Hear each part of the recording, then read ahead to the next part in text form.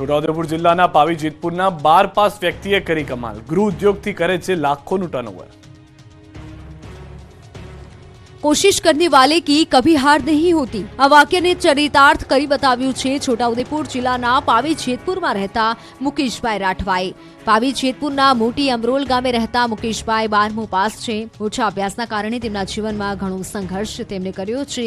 આકરા સંઘર્ષ બાદ આખરે મુકેશભાઈએ સફળતાના શિખરો સર કર્યા। ગુજરાતમાં જુદી જુદી જગ્યાએ 9 વર્ષ નોકરી કર્યા બાદ મુકેશભાઈએ પોતાનો બિઝનેસ શરૂ કરવાનું નક્કી કર્યું। પોતાના ગામ પરત ફરી મુકેશભાઈએ ફૂડ માર્કેટિંગનો ગૃહ ઉદ્યોગ શરૂ કર્યો।